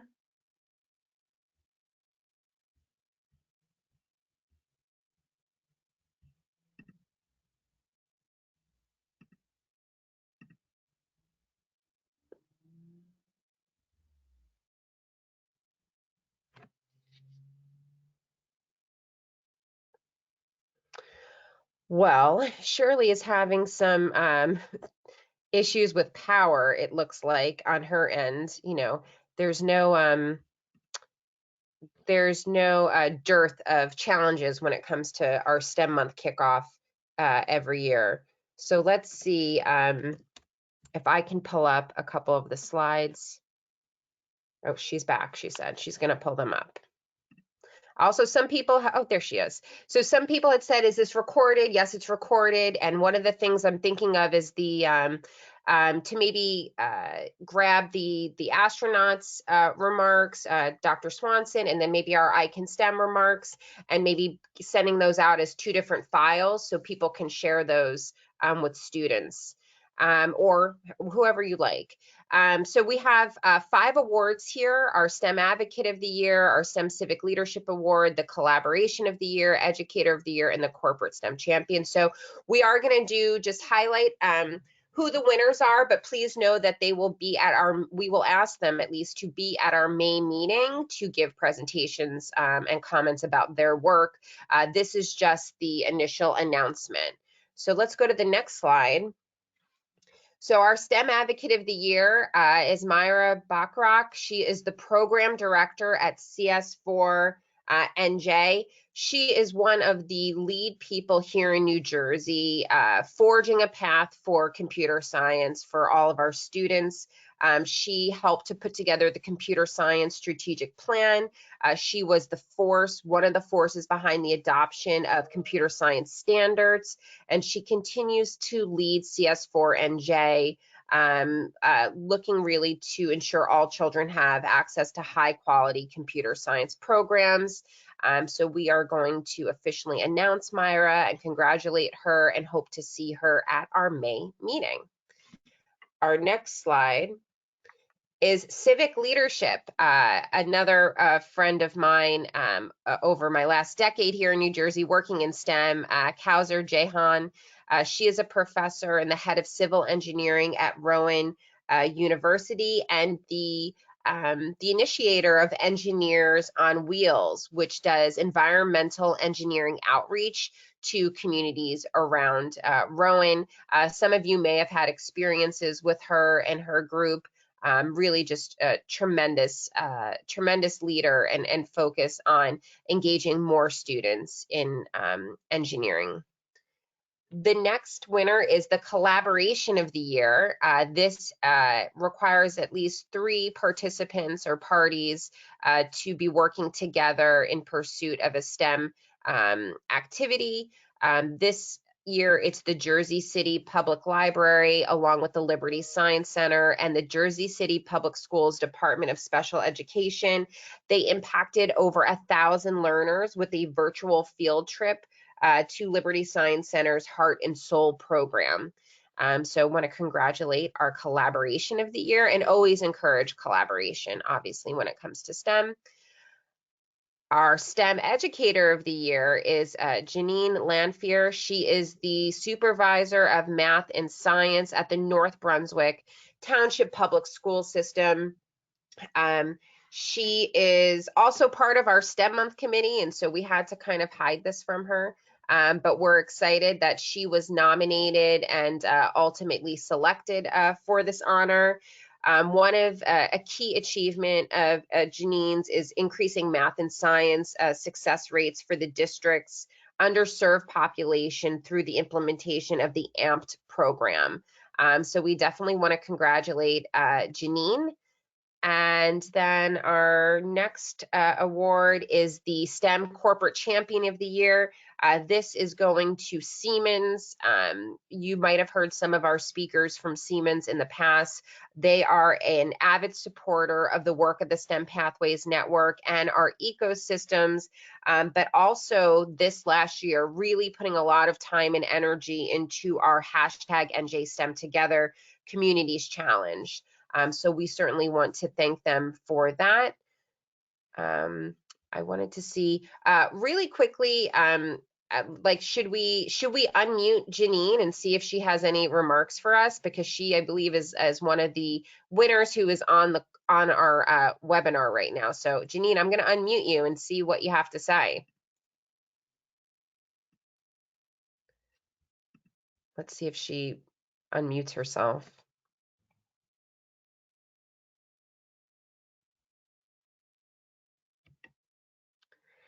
Maybe Janine is not available right now, but we will have her come back to the May meeting and provide some remarks. So this comes, this is the closing for us right now.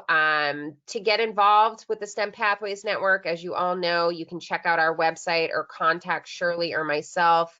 I really want to thank you all for attending with this meeting today and for being a part of our work, and especially New Jersey STEM Month. Don't forget, there are still ways to get involved. We are just kicking off the month. And if you have any questions, feel free to reach out to us, and don't forget to tweet. So just thank you, everybody.